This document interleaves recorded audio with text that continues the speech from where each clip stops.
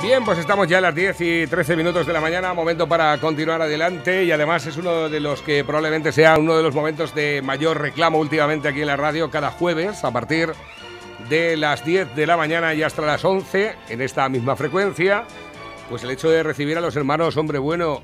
José Luis, muy buenos días. Buenos días. Y Juan José. Buenos días a todos, ¿qué tal?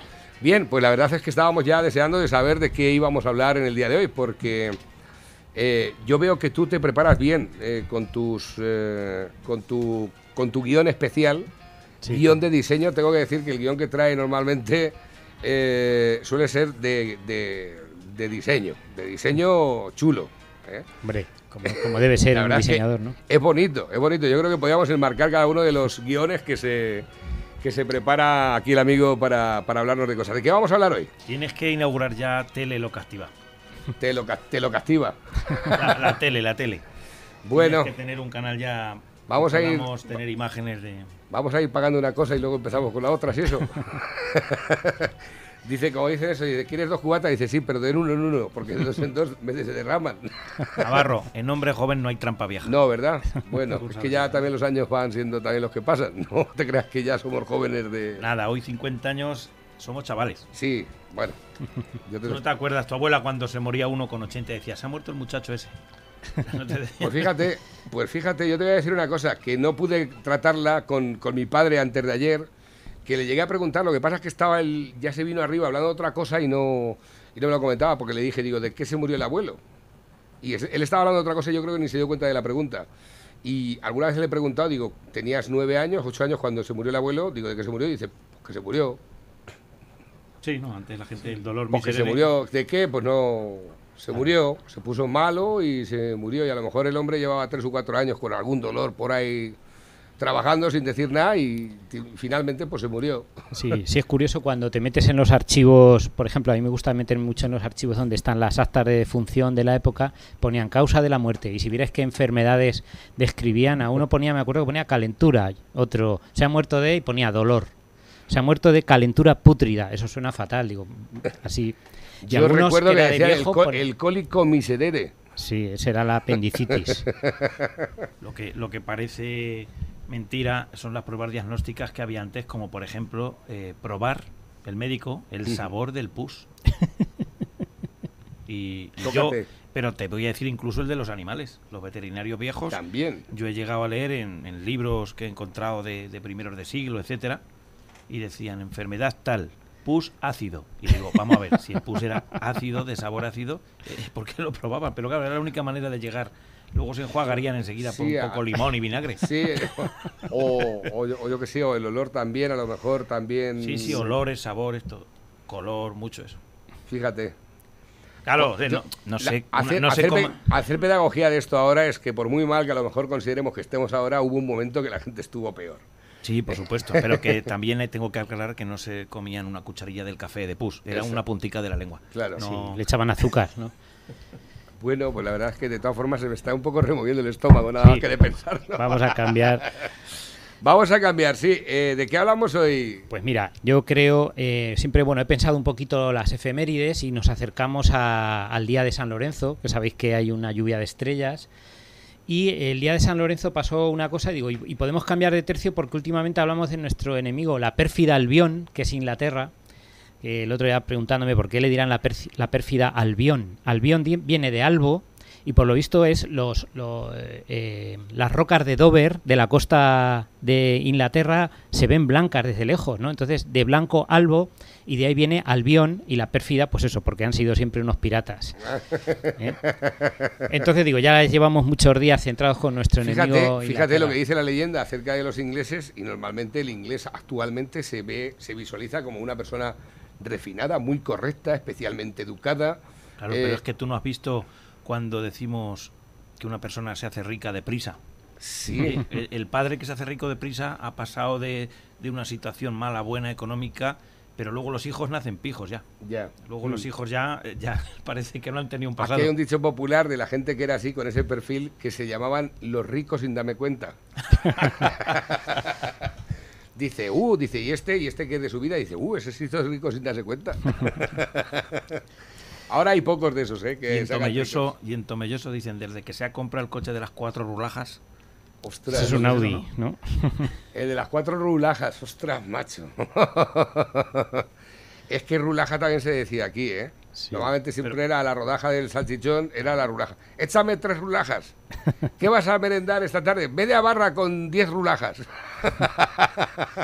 Eso era la típica merienda. Una vez que llegabas de la escuela, me voy a echar un partido de fútbol. Mamá dice, échate por lo menos algo de merendar. Y te lo claro, las madres lo preparaban porque si no, no comías.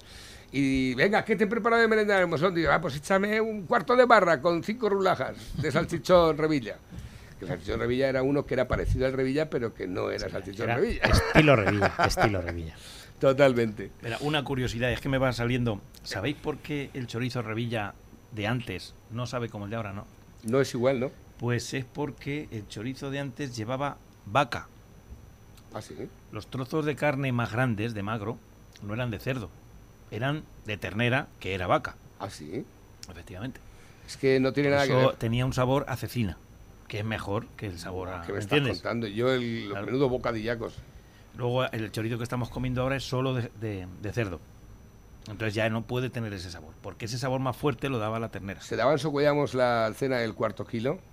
No. Que llegabas a tu casa y partías una barra en dos y la barra echabas la mitad de un cuarto de kilo a un lado de la barra y la otra mitad y te comías los dos. Pero escucha, que no tardabas ni 20 minutos en comértelo, ¿sabes? Y se te sentaba el cuerpo. ¡Buah! Y salía otra vez igual con una escopeta por ahí a jugar al escondite. Ni era falta, no había problema. Bueno, Juanjo, empieza, que si no, no va a llegar con todo lo que tenemos aquí. No hace falta, no hay prisa. Venga, vamos a por ello. Bueno, pues ya digo, pues otro de nuestros grandes y tradicionales enemigos ha sido Francia. Y con Francia tuvimos muchas guerras, ¿eh? Como sabéis que éramos enemigos de todo el mundo, pues contra todo el mundo guerreábamos. Pero sobre todo nos enfrentamos con ellos en una serie de guerras que se llamaron las guerras italianas, que fueron unas guerras por el control de Italia, que en aquel entonces Italia era el estado más rico, pero sorprendentemente no era una potencia militar, porque estaba dividido como las taifas en España. Era como un puzzle de pequeños estados, de ciudades-estado, muy ricos, pero no estaban unidos. Entonces, las grandes potencias como España y Francia aspiraban a controlar Italia. Y en España la que tradicionalmente era enemiga de Francia era Aragón. Castilla había sido, por el contrario, aliada. Pero al hacerse la unión dinástica de Fernando e Isabel, en España tomamos la política exterior de Aragón. Y Aragón tenía el reino de Nápoles, que era la parte sur de Italia, bajo su control, ¿eh? Y entonces Castilla asume como suyo esos problemas y empezamos a enfrentarnos a Francia con la excusa de controlar Italia. Pensemos que entonces Francia era la mayor potencia del mundo. En aquel momento tenía más población que Rusia, Francia. ¿Por qué? Siempre Francia ha estado más poblada porque Francia es como un llano fértil, todo unido, que no hay grandes cadenas montañosas como España, que nosotros estamos cruzados por fragosidades, hay de sierras y la meseta. O sea, nosotros en la meseta hace un frío como la estepa rusa y hace un calor luego como el Sáhara. Efectivamente, que era más seco, ¿eh? Claro, y en Francia no les ha hecho falta la transhumancia. Entonces siempre han sido una potencia porque tenían muchos habitantes y funcionaban bien. Y España, al contrario, pues si ellos en aquel momento tenían 10 habitantes, nosotros 10 millones de habitantes, nosotros teníamos 5 millones de habitantes. Pero empezaron las guerras italianas, que empezaron pues mandando allí al gran capital. No sé si os suena. ¿Qué pasa? Que los españoles, aunque éramos poquitos, ya lo decimos, éramos bravíos. Porque llevábamos ni más ni menos que 700, 800 años en guerra permanente contra los musulmanes. Entonces, los españoles estábamos hechos pues de la pasta guerrera. Y creo que todavía algo nos quedará. Sí, ¿no? Entonces fuimos para allá y en esta serie de guerras que llegaron a ser hasta nueve guerras, las guerras italianas, en todas en general salimos ganando totalmente, ¿eh? Y entonces me gustaría destacar dos batallas y luego hablar en una en concreto. ¿Por qué he nombrado antes el Día de San Lorenzo? Porque el Día de San Lorenzo ganó una batalla que fue como el culmen ya, el final de estas guerras, una batalla que ganó Felipe II a los franceses que se llamó Batalla de San Quintín, que luego ha pasado a nuestro... Cuando allí se armó la de San Quintín, sí, porque fue una victoria tan total, ya ellos se vieron obligados a firmar la paz de Cató-Cambrésis, que supuso el control la presencia española en Italia ininterrumpida durante 300 años. ¿Pero qué me estás contando? Estuvimos 300 años, o sea, Nápoles ha sido nuestro y Sicilia, el rey Carlos III fue rey de Nápoles hasta que llegó Napoleón prácticamente, hasta 1800 eso era nuestro, Sicilia y Nápoles. Que de hecho, su idioma, o sea, ¿cómo se dice? Como aquí tenemos el catalán, el idioma suyo de los napolitanos se parece más al español que el italiano. Ah, ¿sí? Sí, porque ellos han estado...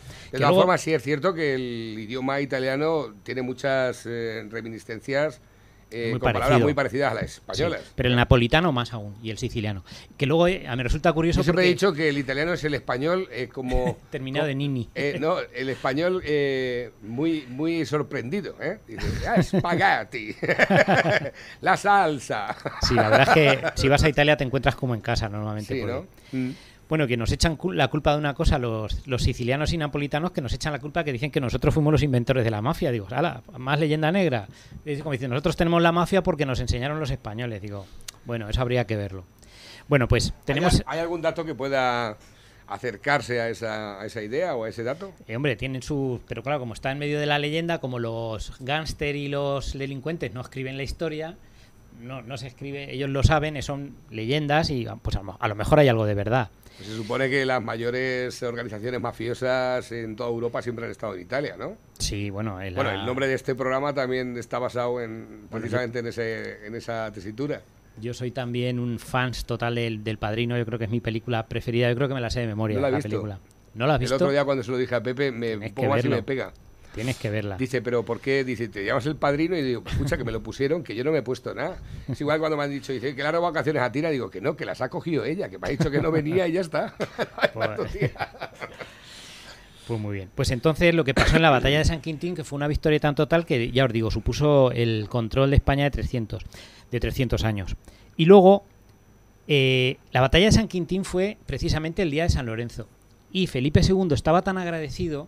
Y San Lorenzo era un santo español de Huesca, bueno, era en la época del Imperio Romano, se llamaría Osca, por eso los de Huesca se llaman oscenses, porque era Osca. Y era un santo de allí que lo martirizaron quemándolo en una parrilla. Y dice la leyenda que el santo, conforme estaba, decía, darme la vuelta que por este lado ya estoy asado. Eso me lo contaba mi abuela. Entonces, por eso dijo Felipe II, pues voy a dar gracias a Dios por esta gran victoria sobre nuestros grandes enemigos, haciendo un palacio que va a tener forma de parrilla en honor a San Lorenzo. Y ese palacio fue el Escorial, que si te fijas, la planta del Escorial es como una parrilla en honor a San Lorenzo. Esa es una de las curiosidades. También por eso se dice también lo de San Lorenzo de la parrilla. Sí. Claro, es un santo muy, muy famoso. Hay un pueblo que se llama así, además pertenece a la Cuenca. Provincia de Cuenca. Que la gente le llama normalmente la parrilla. Exactamente. Sí. Pues pasó eso. Allí se armó la de San Quintín.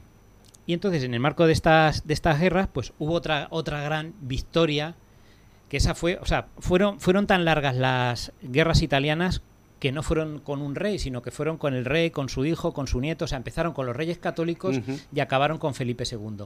Y al igual en Francia se sucedieron una serie de reyes.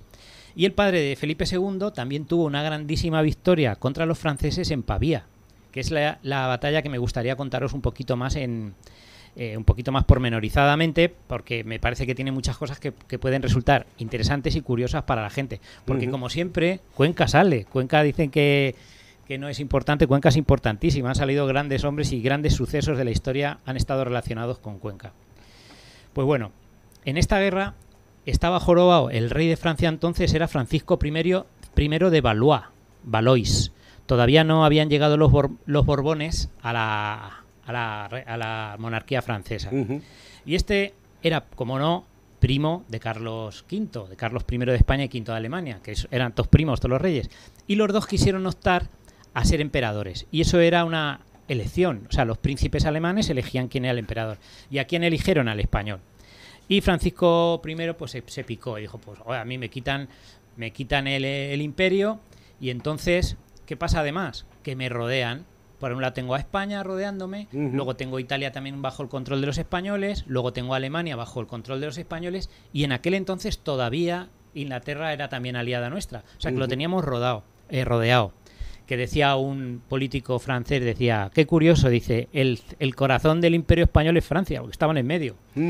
Entonces, Francisco I dice, pues yo voy a reaccionar, pues vamos a hacer aquí alguna cosa para levantar un poco aquí el ánimo porque esto nos gana. Y entonces pues él creía que tenía unos derechos sobre la parte norte de Italia, Saboya y todo eso, Milán, la parte rica de Italia, y allí que se fue con su ejército. Pero el ejército de Francia entonces era la Wehrmacht, o sea, era lo más potente que había. Y sobre todo destacaba su caballería pesada, que eran caballos frisones, José Luis. Sí, señor. ¿Cuánto llega a pesar un caballo frisón? Puede pesar 1000 kilos, alguno. Joder. Imagínate. Pues esos eran los gendarmes. ¿Sabéis que los franceses se llaman gendarmes? Pues eso viene de gente de armas, gendarmes. Gendarmes. Viene de los gendarmes primeros eran los de la caballería pesada. Que cada caballo de esos no era el caballo y el caballero, llevaba un caballo, otro caballo auxiliar, o uno que llevaba la armadura, otro que le ayudaba a ponérsela. O sea, eso se contaba por lanzas. Y cada lanza estaba formado por 4 o 5 personas y 2 o 3 caballos. Y ellos tenían la bomba, ¿no? Tenían una caballería pesada que cuando cargaban, allí temblaba el misterio, como dicen. Y con ese super ejército, con muchísima gente, porque claro, él se la jugaba y toda, se fue para Italia. Los imperiales, porque siempre decimos los españoles, pero los españoles en los ejércitos de Carlos V no éramos ni siquiera la mayoría, éramos unos poquitos. Pero siempre decían que era importante que estuvieran los tercios ahí entre medias, porque decían que era el nervio. Los imperiales pues dijeron, sí, pues tú nos atacas, pues empezó invadiendo Navarra, en Noaín, que ahí les ganamos. Y entonces ya dijeron, pues ahora nos vamos al norte de Italia. Y los españoles se metieron, en respuesta a la agresión de Navarra, se metieron hacia Marsella, que está en el sur de Francia. Y allí estuvieron perdiendo un poco el tiempo porque antes la gente se metía en las ciudades que están amuralladas y los imperiales, españoles, alemanes, que eran los lasquenetes, estuvieron ahí asediando Marsella, pero no pudieron tomarla y ya venía, era como cuando se va persiguiendo el coyote y viene uno y luego coge otro más grande y detrás. Cuando estaban en Marsella venía el ejército de Francisco I en su auxilio y los españoles salen pitando. Porque los otros venían 30.000 y nosotros éramos 6 o 7.000. Y entonces, corriendo unos detrás de otro, porque los españoles, cuando hablo de españoles hablo de ejército imperial, temían que los echaran hacia el mar, entonces se fueron corriendo y se metieron en una de las ciudades que tenían que se llamaba Pavía. Y se metieron ahí dentro y cerraron las puertas por dentro. Y ya llegaron los franceses. Y dijeron, pues venga, a asediar. Porque por mucho que nos creamos, las batallas a campo abierto se intentaban evitar casi siempre. Porque eso era un desmadre del dinero que podías perder. Porque, vamos a ver, una armadura, un arma, un ejército era carísimo. Y la mayoría de los que iban ahí en el ejército eran mercenarios, que ibas pagándoles. O sea, de todos los ejércitos tú les ibas pagando. Entonces, claro, no era cuestión de cargarte del ejército, que luego tenías que comprar otro. Ahí aparecía ya la figura del soldado de fortuna. Hombre, claro. Y los más famosos eran, normalmente aliados a Francia, los piqueros suizos. Y en ese momento, porque nosotros éramos, en ese momento, aliados de los alemanes, porque nuestro emperador era el emperador de Alemania, nosotros teníamos a los lasquenetes, o no sé cómo se pronuncia, pero se escribe lasquenetes alemanes, que eran también otros mercenarios, que estaban picados con los suizos a ver quién eran los mejores. Y toda esa gente íbamos pagándole, ¿no? Total, que se meten en Pavía, los franceses llegan fuera y empiezan a pasar los meses. Era febrero, era invierno, hacía mucho frío, la comida de la ciudad se va acabando, no tenían dinero para pagarle a los mercenarios españoles y Francisco I dice, bueno, pues como nosotros estamos aquí fuera 30.000 y los otros están allá, que se les está acabando la comida, que no tienen dinero para pagarle a los mercenarios, el ejército imperial se estaba diluyendo como un azucarillo. Pues yo me espero aquí otro mes y estos se rinden. En los imperiales el jefe de los españoles se llamaba Antonio de Leiva, que era un veterano de la toma de Granada. Nosotros en aquel momento teníamos unos mandos y unos militares de primera calidad. Y entonces, ¿qué hacen los 1.000 españoles que había, 5.000 lasquenetes y 300 jinetes? Los lasquenetes decían, como no nos pagáis, nos vamos, que aquí no hay comida. Entonces, de su propio bolsillo, los jefes españoles cogieron todo el dinero que tenían, cogieron el oro de las iglesias, lo fundieron para pagarles a los lasquenetes. Y los españoles, los 1.000 españoles que había de los tercios, dijeron, nosotros vamos a luchar sin cobrar. Que fijaros que es una cosa que ahora a lo mejor nos parece más normal, pero entonces ese patriotismo no existía, solo existía en dos ejércitos, en el español y en el turco, que luchaban por una idea más. Y entonces los españoles hicieron ese sacrificio y dijeron, venga, pues nosotros no cobramos. Y entonces llamaron, se escapó uno del asedio, y entonces venía otro ejército de los imperiales a ayudarles. pero los franceses tenían una superioridad numérica tan grande que estaban tranquilos. La ciudad de Pavía era una ciudad amurallada y al lado había como un coto de caza con un muro, pero muy grande, o sea, que era enorme. Y ahí es donde estaban los franceses, donde estaba el rey Francisco I. Entonces, cuando vino el ejército imperial a socorrer a los otros, aun sumando los dos ejércitos, seguían siendo inferiores numéricamente, pero distraen a los franceses en dos frentes. Y lo que no se esperaban ellos, pensando que estaban muertos de hambre los de dentro de la ciudad, tal, lo que hacen los españoles de dentro es hacer una encamisada. Una encamisada era una cosa tradicional de los tercios, que es que se ponían una camisa blanca, porque entonces no había uniformes, ¿eh? Nosotros cuando vemos las series ese de Flecha, ¿cómo era esa serie que había? Flecha negra o no sé qué, bueno, había una serie que no era de idea. Y dibujan a los soldados españoles que parecen punkis, vestidos de cuero negro, no iban así.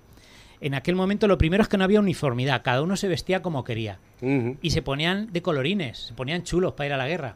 Y además, como no podían dejar el dinero en ningún sitio seguro, toda su fortuna la llevaban encima. ¿Pero con una qué piedra. me estás contando? Sí, claro, y para distinguirse, para no matar, no sabías cuál era de los tuyos, pues los españoles se ponían una camisa blanca, que era la ropa interior, se la ponían por fuera y por eso le llamaban encamisadas. Y hacían como acciones de comando. Y entonces, lo que no esperaban los franceses es que en medio de toda esa batalla salieron en tromba desde Pavía.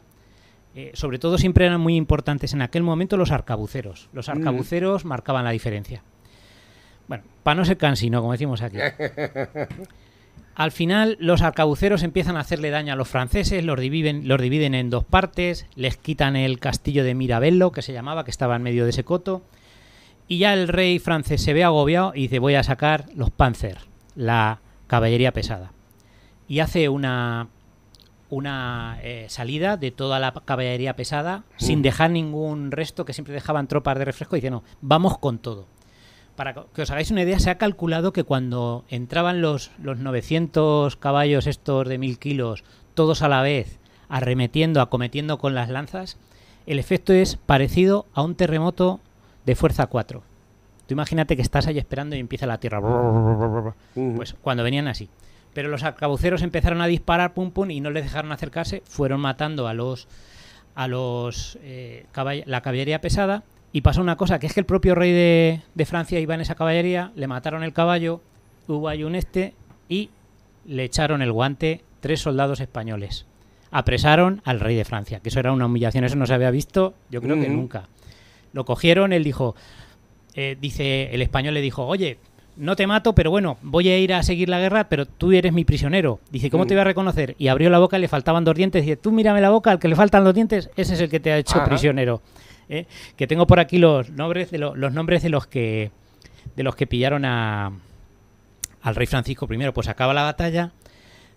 Los nobles y los más ricos eran los de las caballerías de gendarmes de estos. Y murieron casi todos, que fue un desastre para Francia, porque ya os digo, en muchas batallas normalmente moría el 5% de los que había, pero en esta batalla hubo una mortandad terrible, y sobre todo murió la flor y nata de los nobles franceses, porque eran los que iban en esa caballería pesada. Fíjate, y encima, no es habitual que veamos que precisamente los nobles sean los que van a la batalla. No, antes iban, pero no iban como así. Tampoco de era pie. normal de ver a los reyes de ir en primera fila ahora mismo en cualquier tipo de conflicto bélico.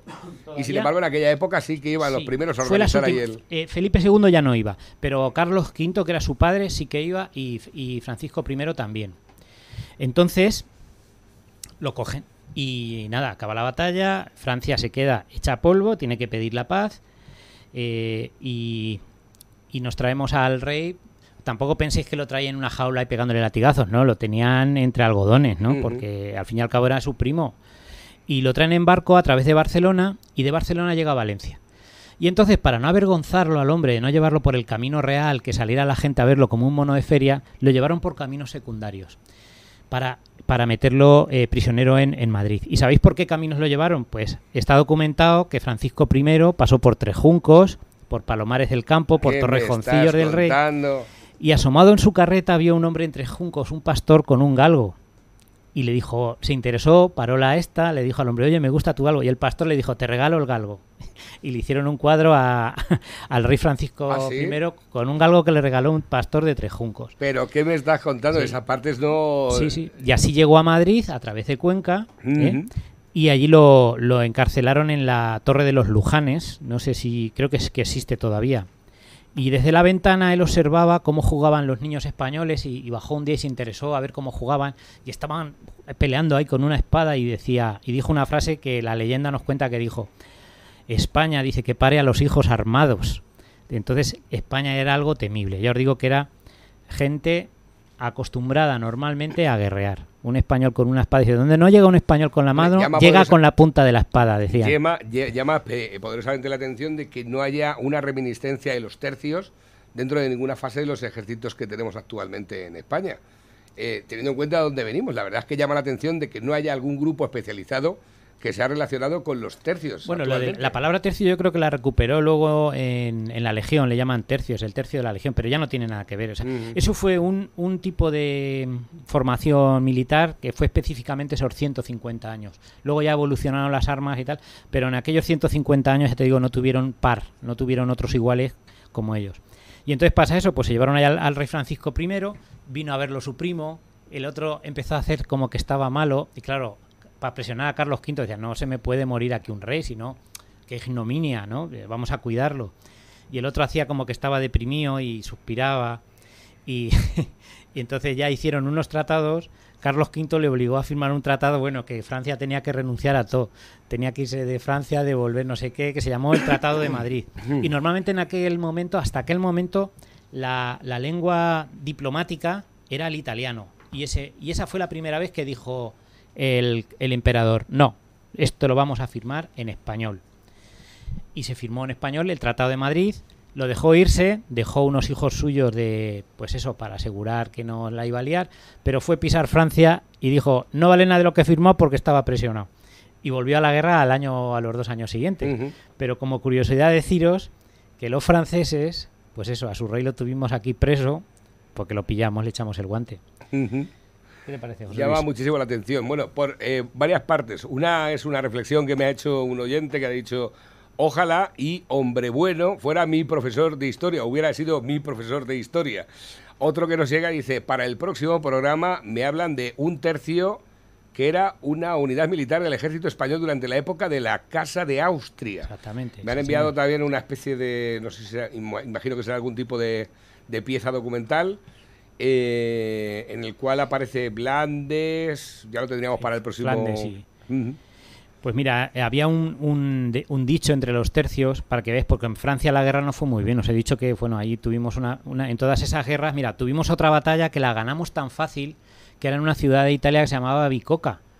Y ya se quedó también de dicho, cuando tú dices, esto es una bicoca, es porque es algo súper fácil. Ganamos con tanta facilidad a los franceses que se quedó de dicho, esto es una bicoca. Y entonces los tercios decían, España mi natura, quiere decir que he nacido allí. Italia mi ventura y Flandes mi sepultura. Porque ya os dije que Flandes sí que fue nuestro Vietnam, que fue una guerra que duró 80 años, que nos costó los cuartos y al final acabamos que nos tuvimos que ir de allí, a pesar de que éramos los señores naturales, pero bueno, aquello fue así. Pues estábamos viendo precisamente imágenes que nos han llegado de esa pieza documental. Fíjate, cuando hemos visto, atención a este detalle, cuando hemos visto en la batalla de las Termópilas con los 300 que se hizo tan popular la película y demás, la técnica de defensa ya la estaban utilizando, porque estoy viendo en este documental los tercios suspendiendo las lanzas y creando desde dentro hacia afuera la defensa del comando, ¿no? Sí. Porque te das cuenta, viene a ser muy parecido a la forma que tuvieron en su momento los de, ¿cómo se llama? Leónidas y sus hombres. Sí, los 300. Efectivamente, para que evitar el paso por el estrecho de las Termópilas, ¿no? Pues yo creo que ahora hay un renovado interés por este mundo de los tercios y hay gente que se reúne y hacen una recreación de cómo era un tercio y hacen simulaciones de batallas y yo creo que vienen a veces aquí a Belmonte porque tenía que ser espectacular, de verdad, ver a tantos hombres con esas picas y que cuando vemos que se enganchaban unos contra otros no era tan normal, ¿eh? O sea, tú no te creas que te ibas corriendo hacia una compañía de esta de picas porque eso era un erizo de pincho, ¿sabes? Tenía que ser un espectáculo las batallas de aquel momento donde todavía había un factor humano importante, no era matar a distancia, que tú empiezas a pegar tiros y a 100 metros no sabes si le has dado a uno o no.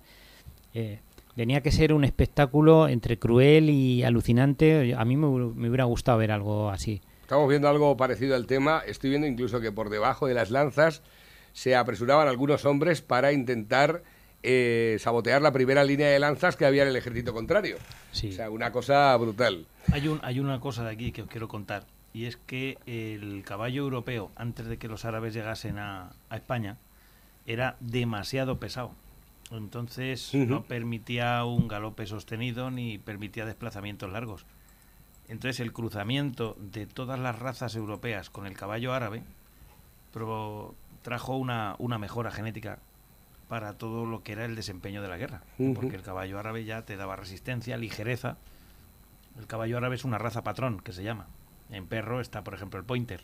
Por ejemplo, para que os hagáis una idea, el Doberman en su generación como raza tiene el pointer, el boxer en su generación como raza tiene al pointer, porque son razas patrón, que se llaman, son razas mejorantes. Entonces el caballo árabe pues se utilizó para cruzar con las razas europeas para hacerlo un poquito más ligero, porque claro, un caballo a lo mejor se tenía que desplazar 100 kilómetros al día. Eso no lo podía hacer. Por ejemplo, en la batalla de Napoleón, cuando subió para el norte, se le fueron muriendo todos los caballos, excepto los árabes. O sea, que demostraron resistir incluso el frío. El caballo, entonces el árabe probablemente podríamos hablar de que es la reminiscencia del caballo andaluz que hoy en día se conoce como tal, o no tiene nada que ver. El caballo andaluz está hecho con árabe. Nosotros, antes de que llegasen los árabes aquí, sí que existía un comercio. Entonces ya el caballo árabe había influido sobre las razas españolas también, y el caballo cartujano sobre todo, que es digamos una variedad del español, ese lleva bastante toque de árabe. Entonces esto era la máquina de guerra, o sea, era el vehículo. Y además de la resistencia, es un caballo que tiene un casco muy duro, porque cuanto más grande es un caballo, más grande es el casco y más blando. Entonces el caballo árabe tiene un casco pequeño y duro, y eso le hace resistente, porque claro, en cuanto un caballo tenía una cojera ya no servía. Ahora que estás hablando de tema de caballos y demás, y remontándome al tiempo de labranza, estuve teniendo una conversación ayer precisamente por la tarde con una persona del pueblo que me hablaba de que en la época justamente cuando se salió de la guerra civil, se hablaba de que se labraba mucho con bueyes, con toros, mansos, pero por el motivo de que las mulas eran mucho más caras y tenían que apañarse con el buey. No es esa la explicación. Te lo digo, aparte de que fueran más caros, el buey tiene paso corto y fuerte, y la mula un paso ligero y un poco menos potente. Entonces el buey era para labranza de labor de cereal. Incluso para iriales, que en aquella época estaba todo hecho un irial. Cuando tú tienes que levantar un terreno para volverlo a sembrar y tienes que levantarlo de fondo, tú tenías que meterle una vertedera mínimo un palmo de fondo o más. Eso una mula lo tiene muy difícil. Sin embargo, cuando tú tienes una viña, la viña lo único que quiere es que le quites la hierba superficial. Exactamente. Y que oxigenes un poco la tierra. Entonces está la labor de vinar y todo esto, que es una labor de cuchilla, una labor de 15 centímetros. Sí, probablemente. Mucho. Entonces la mula era más rentable porque hacía más hectáreas al día. Claro. El buey pues iba muy tranquilo en la viña porque le pesaba menos el apero, pero desarrollaba menos. Y sin embargo en el cereal pues sí podías trabajar con mula, pero tenías que poner un montón de animales en una vertedera, ¿me entiendes? Tú has visto las fotos estas donde ponen la yunta de mula y un montón de yuntas. Pues sí, creo que hay alguna por ahí. Sí, yo creo que es en la entrevista que le hiciste a tu padre el otro día, hablabais de una fotografía que tenía que tener que ver con lo que habla José Luis ahora. Sí, exactamente, pues por eso la estoy buscando ahora, porque además le dijeron, esta foto a lo mejor a tu padre le va a gustar. Pero no la encuentro ahora mismo. Era precisamente una cuadrilla de labradores. O sea, sí, es una foto, yo creo que es de Villarrobledo, que tú la tienes que haber visto, que se ve así es espectacular. No, además que si una familia tenía 2 mulas, un buey y un borrico, lo ponían todo ahí a tirar, ¿sabes? Sí. Y luego muchos años ni siquiera terminaban de labrar lo que les correspondía, ¿me entiendes? Llegaban las lluvias y no habías terminado, porque el tiempo no te había dejado y la velocidad del trabajo era la que había. Entonces, y una cosa que me resultó muy curiosa viéndolos cuando pagaban impuestos, pues se veía, pues tú pagabas impuestos por un borrico, por una mula, Y entonces en Socollamos llegó un momento, no sé si era 1700, 1800, que en todo el pueblo de Socollamos solo había un caballo o dos. El resto eran borricos, mulas, porque el caballo era como un lujo. Ahí la tienes. Mira, esa es la foto. Esa es la foto. Ahí la tienes. Sí, yo la conocía esa foto. Mira, ahí tienes bueyes, aquí tienes bueyes. Que luego, si te pones es que a hablar... Van las dos cosas, van los bueyes y van las mulas. O sea, las dos... Mira, aquí se ve un buey, te digo más, con el hocico blanco. Y esa era un tipo de raza, ¿sabes? Es una raza que está ya medio en extinción en el norte. Mira el niño en la escuela. Mira al niño encima del buey y mientras va labrando. A lo mejor esa era a lo mejor la... ¿Cómo se llama? La guardería. Sí. No, porque también hacerte una foto tampoco era una cosa que te hacías todos los días y todo el mundo se pondría ahí a posar para salir y el chiquillo pues lo pusieron ahí. Lo que tenían los bueyes, y que a veces eran vacas, es que imagínate, una vaca iba tirando del carro, te paría un ternero que te comías y la ordeñabas y bebías leche. Entonces, a eso se le llamaba triple actitud. Porque, claro, tenías el servicio de la leche, del ternero y del trabajo. Me voy dando cuenta de que van labrando de forma escalonada, van dejando, fíjate, un rehilo entre medias que son los que vienen detrás cerrando. O sea, que es una cosa un poco extraña, ¿no? Porque lo suyo es que vayan uno al lado del otro. Si te das cuenta, en la foto también se ve una cosa que es distinta ahora. Los caballones. No, exactamente. Tú ahora mismo cuando siembran los cereales, un hilo de otro a lo mejor tiene 20 centímetros. Y ahí tenías casi 40 centímetros entre un caballón de cereal y otro. Pues fíjate, tampoco le salían muy... No se torcían demasiado aquí las criaturas. Si te das cuenta de lo que era el surco... Eso era un arte. Y cómo iban haciendo los cortes... Y encima con un animal. Escucha, no sé yo si alguien lo conseguiría con un tractor de esta misma forma. Y sin GPS, como dirían algunos. No, en Socollamos hay una asociación de amigos de las mulas, ¿no? Que hacen todos los años, no sé si este año habrán podido hacerlo por el tema de la pandemia, hacen pues eso, sembrar con mula y tal. Y yo no sé si me comentaste tú un día que probaste, José Luis, y sí, eso te hinchas ahí, agarraba la vertedera, ¿eh? Cuando estaba poniendo derecho el animal, me tropezaba. Cuando no se me caía una rienda al suelo. Cuando no, digo, pero bueno, esto era un... Estar todo el día arando así detrás de una yunta era cosa de gente fuerte, ¿eh? Y gente...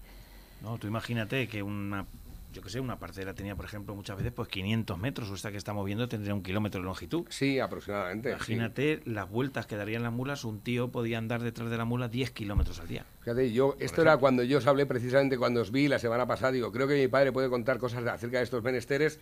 Y ya, luego aparte, el trasfondo, porque yo le decía, digo, había otra relación social entre la gente, dice, ya, pero era por las mulas. O sea, la preocupación principal de la época no eran los seres humanos, sino las mulas, porque las mulas eran las que ayudaban a sacar adelante la historia. Y dice, no, dice, nosotros nos juntábamos muchos labradores a labrar, o sea, a comer, y había siempre uno que era el que rancheaba, pero el principal objetivo es que quedábamos en algún sitio donde hubiera un manantial, donde hubiera una pila, o donde hubiera algún sitio donde los animales pudieran beber. Claro. Es que un animal trabaja cuando está en óptimas condiciones. O sea, un animal en cuanto tenga, por ejemplo, unas décimas de fiebre o en cuanto tenga, ya no puede trabajar. Entonces los tenían, bueno, que a veces pasaban necesidad a la familia antes de que a la mula le faltase en la comida. Entonces, o si la mula se ponía por ese motivo enferma, a lo mejor decía mi padre, dice, yo cuando estaba disgusto en algún sitio es cuando le faltaba comida a los animales. Digo, fíjate que el trasfondo de la cuestión que dice, bueno, no es que a lo mejor a mí no me pagaban lo suficiente o yo pensaba que no se miraba esa parte. Luego también pasa una cosa, un caballo, una mula, para que esté en mantenimiento, tiene que comer una cantidad. Cuando tiene que trabajar tiene que comer mucho más de esa cantidad y entonces había que darle cereal, pero cereal en una cantidad elevada. ¿Qué pasa cuando tú le das a un caballo o a una mula una cantidad elevada de cereal? Que la pones a riesgo del cólico. Entonces era un arte también saber darle de comer a los animales mucha cantidad de cereal sin permitir que les llegase un cólico. Eso lo hacían de varias formas. La principal era darle muchas veces pocas cantidades. Entonces por eso se levantaban durante la noche pues 2 y 3 veces. Un pienso a las 12, otro a las 2 de la mañana, otro a las 4 de la mañana, otro a las 5 de la mañana. Las cabezas a la piedra que se decían. Y entonces, claro, eso permite estaba que el labrador encima de una piedra con a lo mejor con una manta arruga encima, y cuando te caías de la piedra tenías que salir a echarle de comer. No, claro. Que era siempre cada hora y media o cada 2 horas, que cuando cambia de postura. Claro, si tú le llenabas el pesebre, por ejemplo. Menudo reloj, ¿eh? Tú le llenas el pesebre y el animal se muere, ¿entiendes? Se come todo de golpe y se muere. Claro. Tenían que tener ese arte. Y luego, además, lo cribaban. porque es que el polvo en la comida, a los caballos y a todas las especies relacionadas, les provoca mucho rechazo. Porque el polvo les provoca una enfermedad que se llama, bueno, igual que las personas, EPOC, enfermedad pulmonar. Sí, claro. Enfermedad pulmonar obstructiva crónica, que le decían los viejos, se me ha ido la palabra. Fatiga o huélfago. Huérfago. Esa mula tiene huélfago. Entonces, cuando la mula tenía huélfago, le hacías andar y respiraba con dificultad. Claro. Entonces, claro, eso era a veces provocado por el frío más una cantidad de polvo en el pienso. Entonces, ¿qué hacían? Cogían la ceba y por eso tenían como una sartén vieja con unos agujeros que le llamaban arnerillo. Ah, sí, efectivamente. O un arnerillo de ceba. Hacían así, lo sacudían y el polvillo caía en otro sitio. Y después ya lo que sobraba se lo echaban a... Y la paja no se la echaban tal cual como ahora de las alpacas. Primero la trillaban y la hacían trozos pequeños para que nos entienda la gente. Ajá. Y entonces eso previene también que haya obstrucciones intestinales, que también hay cólicos en los caballos que se provocan por obstrucción. Cuando la paja tú la troceas, ese cólico ya también lo previenes. Entonces, todo eso lo hacían como el que conoce una máquina, para que fuese todo... Tengo por aquí nuevos mensajes que van entrando a través de la bandeja. Entre ellos, por ejemplo, tengo aquí uno de audio. Buenos días, hombre, buenos. Un placer escucharos porque se aprende mucho de ustedes. Y sí, llevas razón. Yo lo he visto en el castillo de Belmonte y eso es una maravilla de ver. Un saludo y seguid así. Estaban hablando, imagino que del fragmento este que poníamos del tema de las picas, del tema de las batallas con las picas y demás. Una vez estuve y vi... Y se dan en serio, lo que pasa es que llevan unos trajes con una protección enorme. Pero eso no son los pegan tercios. unos golpes, no, eso son lucha medieval. Pero que se pegan unos golpes enormes en los cascos, con las... Te quedas impresionado, lo que pasa es que claro, llevan una protección enorme, especial pero no deja de impresionar. Me fui con mis hijos pequeños y se quedaron asustados. Sí, ¿no? Llegan por aquí nuevos, dice, va, en serio, lo explica muy bien, fenomenal, gracias por ese mensaje. Dice, buenos días, qué interesante. ¿Y los burros qué? Dice, mi padre tenía una mula y 2 burros. También en aquella época estaba el tema del burro. La figura del burro, ¿cuál era? Era como el utilitario, era así para pequeños trabajos, sí, ¿no? El burro era la mula mecánica. Que gastaba poco. Tú tienes un tractor de tracción a las 4 el burro y esa era la mula. El burro era la mula mecánica. Y entonces era también, fíjate, el burro era el predecesor de la bicicleta. El burro fue sustituido en gran parte por la bicicleta, porque era el que se utilizaba para ir hasta la finca donde tenías que trabajar. Iban montados en burro. Y muchas veces el salario que le daban a un peón era la comida de su burro, que lo utilizaba para desplazarse a ir a trabajar, más su jornal. Y entonces ibas con tu burro. Y después, cuando vino la bicicleta, mucha gente se quitó del burro. Resulta especialmente entrañable la figura del burro en aquella época, esa figura de como el nene pequeño de los caballos, ¿no? Es lo más cercano, incluso más entrañable que la figura del pony, porque el burrito yo creo que le cae bien a todo el mundo, ¿no? Sí, es que la bicicleta parece que viene desde... No, la bicicleta a primeros de siglo no había tantas. Y voy a contar aquí la historia de mi amigo Luis Montero, de Socuéllamos, que me contaba que su padre cogía la bicicleta y se iba a visitar pueblos. Les daba un beso a los hijos, se iba a la Osa, a Viveros. Que era vendedor de algo. Sí, representaba no sé qué. Y primero se iba vendiendo y después hacía otra gira repartiendo. Entonces, con la bicicleta iba de visita de pueblos. O sea, que fíjate lo que significaba una bicicleta en aquella época. Bueno, iban a por aceite, Andalucía en bicicleta, Fernando Bustos, en este caso, también de Socuéllamos. Y atravesaban Despeñaperros, pero cargados de aceite. Pero te puedo decir que llevarían 200 litros de aceite en una bicicleta. Estamos hablando de 200 litros, son más de 200 kilos de... Bueno, unos 200 kilos de carga. Que luego precisamente compitió... Cuesta baja, vaya que vaya, pero cuesta arriba tiene que ser un poco un tormento, ¿eh? Compitió en carreras de ciclismo. Luego, claro, tenía unas piernas como... Claro, normal. Dice por aquí, dice, sí, porque mi padre dice que mi abuelo iba y venía al pueblo con el burro, pero que también lo utilizaban para trabajar. Qué interesante todo lo que estáis hablando. Y los mensajeros, cuando está hablando Juanjo de todas estas batallas tal, pues todos los reyes tenían su sistema de espionaje y su sistema de conexión. Y eso eran corredores de fondo. Estos corredores de fondo que hay ahora que hacen nuestros maratones de 40 kilómetros, en aquellos momentos existían de forma idéntica. y era un tío con una carta que había que entregar, y eso no podía ir ni siquiera con un caballo, porque eso llamaba la atención, ¿entiendes? Además, estar dependiendo de los descansos del caballo, de la comida del caballo.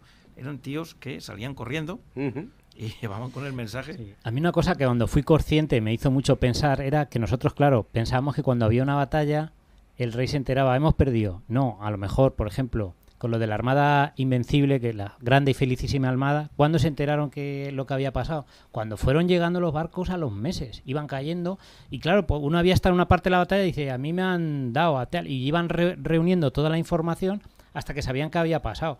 Y la batalla de Lepanto, igual, hasta que, bueno, allí hubo un milagro porque el Papa estaba rezando el rosario, por eso la batalla de Lepanto, el día de la batalla de Lepanto es el día de la Virgen del Rosario. ¿Por qué dicen que se ganó? Porque toda la cristiandad estuvo rezando el rosario. Porque quizás si hubiéramos perdido esa batalla, las mujeres irían con burka a lo mejor aquí en nuestros pueblos, ¿no? Bueno, pues el Papa tuvo como un milagro, una revelación, y supo en ese momento que habían ganado la batalla, lo supo en ese día. Dices tú, bueno, ¿qué tiene de especial? Es que el rey Felipe II se enteró a los 20 o 30 días hasta que llegó un barco, claro. Hemos tenido una gran victoria, y llegaban siempre a ver quién se lo decía primero, porque siempre le daban como un regalo, una propina por traer la noticia antes. Y dicen que Felipe II llegó el otro sin resuello diciendo, hemos ganado la batalla, y él le dijo solo, sosegaos. O sea, que era un tío así, no se puso nervioso. Dicen por aquí, con las sembradoras modernas de hoy en día, un surco de otro va a unos 12 centímetros, dice. Dice, ahora a los tanques en el ejército se les llama regimiento de caballería acorazada. Claro, y de ahí viene. Total, sí.